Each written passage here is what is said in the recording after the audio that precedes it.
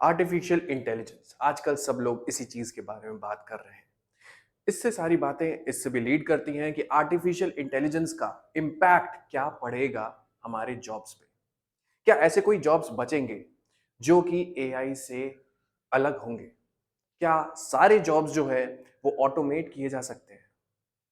Welcome students to Legacy IAS. In this particular video, we are going to discuss what is the impact of AI with respect to the future of work. Future of work as we understand it. Will it get more automated? Will it be human led? है ना? अगर कोई sectors हैं जहां पे वो human lead हो सकते हैं तो वो कौन से ऐसे सेक्टर्स हैं, है ना? कहाँ कहाँ पे कौन कौन से फील्ड्स में हम लोग देख सकते हैं कि एआई ने अपना प्रेजेंस दिखाया है। और ये सारी चीजों के बीच में हमारा एथिक्स, हमारा ह्यूमन लेड इंटरवेंशंस वो कितना मायने रखता है। All of this will define the future of work. So let us start and discuss what kind of impact will artificial intelligence will have on the future of humanity. The first thing is there was a statement that was introduced, that is, there is not a job which cannot be automated. This was a statement that was given by an AI expert recently. उन्होंने ये कहा है कि 99% of the jobs जो हैं, जो अभी presently exist करते हैं, वो सारे ही ऑटोमेट किए जा सकते हैं। And he is not just limiting it to those kind of jobs that are very very repetitive in nature, या तो फिर ऐसा कोई जो पैटर्न रिकग्निशन पे डिपेंड करता हो। वो ये भी कहते हैं कि कोई भी क्रिएटर है, कोई भी इन्फ्लुएंसर है, कोई भी आपके ऐसे अनकन्वेंशनल जॉब्स जो कि आज के ज़माने में भी आ रहे हैं, उन्हें भी ऑटोमेट किया जा सकता है। एंड ह्यूमन लेड जॉब्स बहुत ही लिमिटेड फ्यू में रहेंगे, और those would be based upon कि किसी का प्रेफरेंस ही है कि ह्यूमन से हमें ये काम करवाना है। तो आइए समझते हैं कि आर्टिफिशियल इंटेलिजेंस ऐसा क्या अपना प्रेजेंस दिखा रहा है अभी अभी के वेरियस सेक्टर्स में। बहुत सारे सेक्टर्स हैं जहां पे एआई का, आर्टिफिशियल इंटेलिजेंस का प्रेजेंस देखने को मिल रहा है।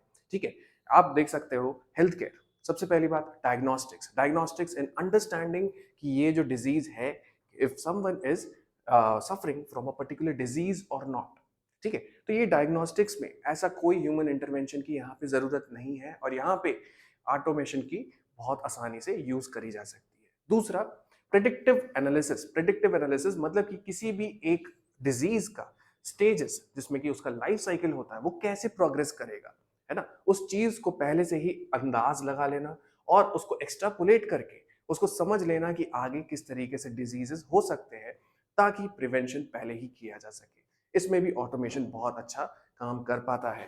फाइनेंशियल फाइनेंशियल में देखते हैं जैसे फ्रॉड डिटेक्शन। फ्रॉड डिटेक्शन मतलब किसी भी आपके अकाउंट में से अगर पैसे ट्रांसफर हो रहे हैं, या फिर आपके किसी भी साइबर सिक्योरिटी है उसके लिए रिस्क आपका अकाउंट होल्ड करता है, तो उस डिटेक्शन को, उस फ्रॉड के डिटेक्शन को ऑटोमेट करने के लिए एआई का यूज किया जा सकता है। Compliance monitoring. कॉम्प्लायंस मॉनिटरिंग मतलब कि there are set of provisions according to which an industry should be run, an economic activity should be run.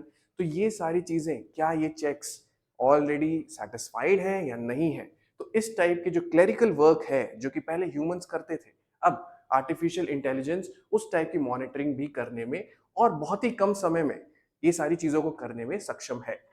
अगर आप देखोगे रियल टाइम रिस्क असेसमेंट, है ना, ऐसा होता था कि रिस्क जो होता था वो एक तरीके का पोस्टमार्टम होता था। रिस्क मतलब कि हम लोग समझते हैं कि कोई चीज हो गई, उसके बाद हम लोग उसका रिस्क असेसमेंट करके ये समझते थे कि आगे की चीजों में कैसे हम लोग इस टाइप के रिस्क को अवॉइड कर सकते हैं।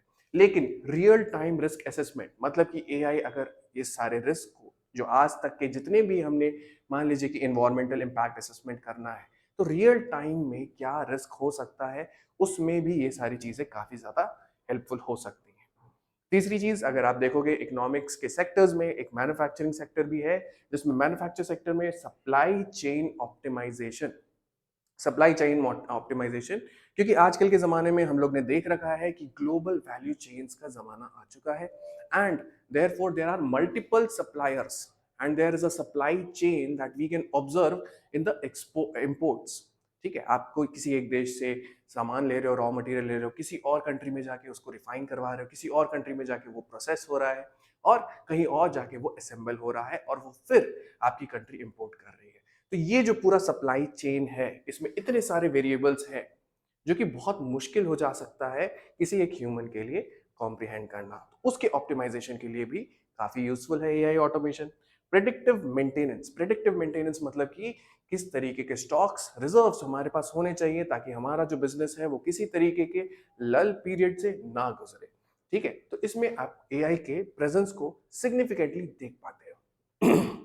अब जो बहुत इंपॉर्टेंट क्वेश्चन है, ठीक है, कि लीगल, जैसे कि लीगल सेक्टर हमने देखा, financial sector, health care sector और आपका जो मैन्युफैक्चरिंग सेक्टर है उसमें एआई का प्रेजेंस कितना ज्यादा दिख रहा है, ठीक है, ऑटोमेशन वाले जॉब्स में। लेकिन अब ये क्वेश्चन है कि लीगल यानी कि जो आपके लॉज, कॉन्स्टिट्यूशन, इन सारी चीजों से रिलेटेड हैं, तो क्या will AI take the legal jobs और जस्ट चेंज देम? तो ये जो आर्टिकल है जो कि फर्स्ट पोस्ट में अपीयर हुआ था, इसमें ये सारी बातों का डिस्कशन है कि लीगल जॉब्स उसमें क्या जो त्रुटियां होती हैं, क्या जो नुआंसेस होते हैं, क्या उस चीज को एआई समझ सकता है, और इस टाइप के समझ से क्या हम ये पाते हैं कि ह्यूमन लेड इंटरवेंशन की जरूरत एकदम खत्म हो जाएगी या फिर एआई एक सपोर्ट की तरह एक्ट करेगा। ठीक है, इसी पे डिस्कस करते हैं। सबसे पहली बात, can AI take legal jobs? Can it take legal jobs? तो सबसे पहली बात है, हमने देखा, हमने इस आर्टिकल में पढ़ा कि कुछ कुछ चीजें हैं जहां पे वो एक असिस्टेंस की तरह एक्ट कर सकता है, मतलब कि एक आप मान सकते हो कि एक वो डिजिटल असिस्टेंट है, ठीक है, लेकिन कंप्लीटली ह्यूमन लेड इंटरवेंशन को हटा देना लीगल जॉब से, that is something that is not very very possible. This is one of the reasons is that कि चैट जीपीटी, जैसे कि चैट जीपीटी बहुत लोग, बहुत पॉपुलर है, बहुत लोग यूज करते हैं। आप देखोगे चैट जीपीटी खुद ही लिखते हैं, chat GPT can make mistakes and therefore you should check important information. कुछ साल पहले ऐसा भी देखने को मिला था कि एक लॉयर जो कि बहुत ही वर्सेटाइल थे, वेटरन लॉयर थे, उन्होंने चैट जीपीटी का यूज किया। Chat GPT had made up its own set of cases on which it was arguing the case.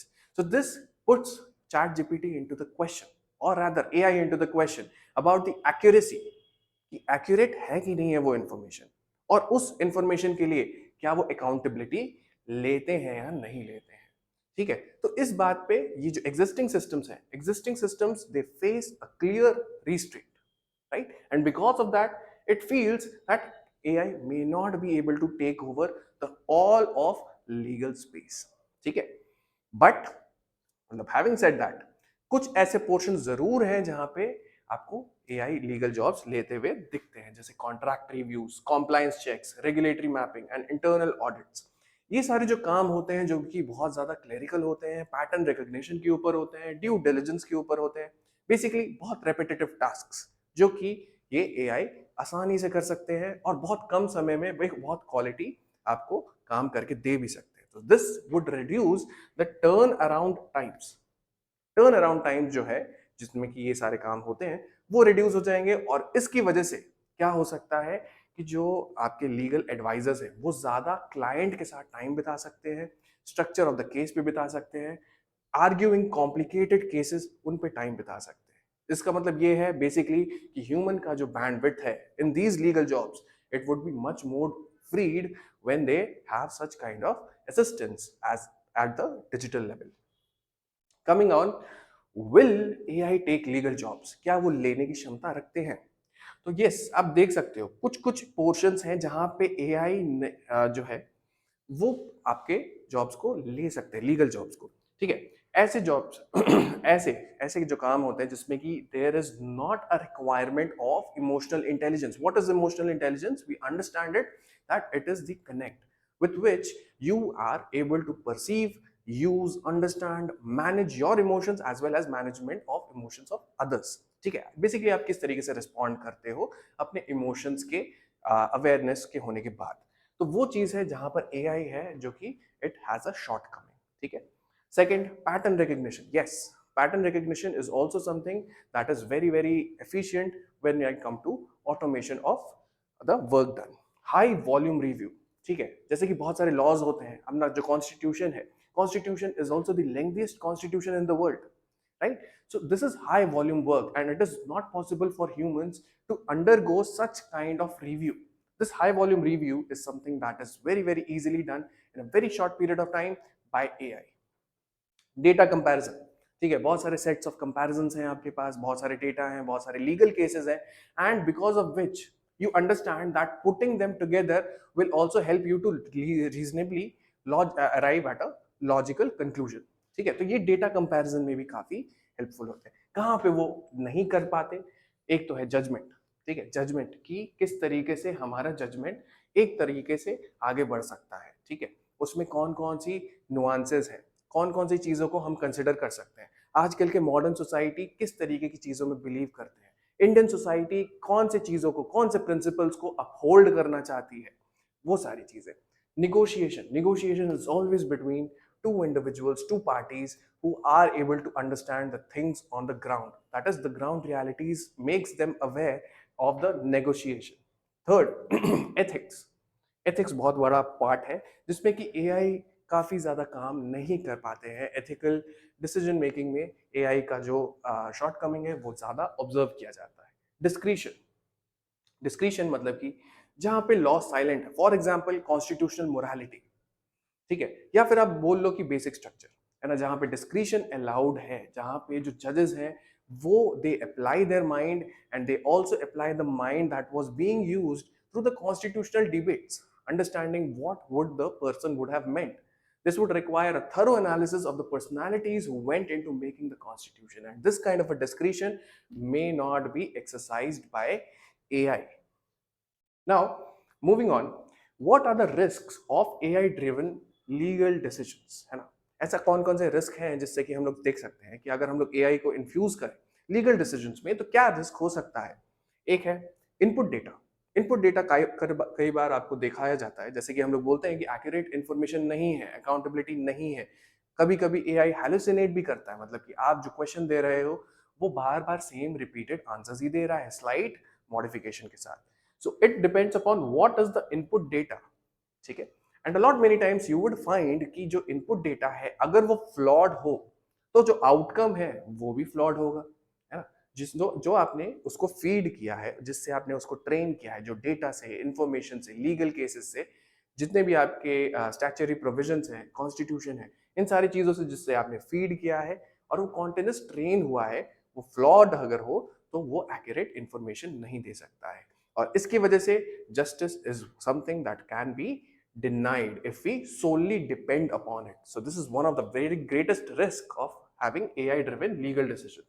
Second, hallucinations. Hallucinations means कि आप अगर आपने जो prompt दिया है उसकी वजह से बहुत सारे जो decisions है, जो बहुत सारे आपके answers हैं that you require in a particular format, it will keep repeating and it will feel as if it has hit the contours of its memory. The boundaries have been reached. Third, regulation. Regulation मतलब कि बहुत सारे अपने जो laws हैं at present they have not been made in accommodation of such kind of disruptive technology, है ना? मतलब आर्टिफिशियल इंटेलिजेंस को समझते हुए वो बहुत सारे लॉज को हमने नहीं बनाए हैं, एंड दीज लॉज प्रीडेट मतलब कि बहुत पहले बने हैं जब से एआई का इन्फ्यूजन हुआ है, तो उनको भी अपडेट करने की जरूरत है क्योंकि वो डेटा ब्रीचेस को भी इनकरेज कर सकते हैं। ठीक है, वो एक तरीके के लूप होल्स बन सकते हैं। फिर आईपी लॉज जो इंटेलेक्चुअल प्रॉपर्टी लॉज है उनके लिए भी, जो एआई है, जो एआई जिस डेटा पे थ्राइव करता है उनके साथ भी एक तरीके का ओवरलैप होता है और उसको भी सॉर्ट आउट करने का बहुत इंपॉर्टेंट प्रोपोजिशन है। Now the take over understanding कि कहाँ कहाँ पे टेक ओवर हो सकता है, कहाँ कहाँ पे टेक ओवर हम लोग देखते हैं। So we can see in this article, it has been said that there is repetitive and pattern-based tasks, document review, discovery or due diligence, comparing contracts, summarizing. Basically, आप ये देख सकते हो जहां पे speed, consistency और scale, है ना? Speed में जहां पे human intervention को AI replace कर सकता है ना? Consistency क्योंकि हमें पता है कि जो ह्यूमन लेड एनर्जी है वो एक टाइम के बाद डिसिपेट करती है। आप सुबह से शाम काम करोगे, उसके बाद आप सोगे, but AI is something that can work very very consistently and with a very great speed. It can also work at scale.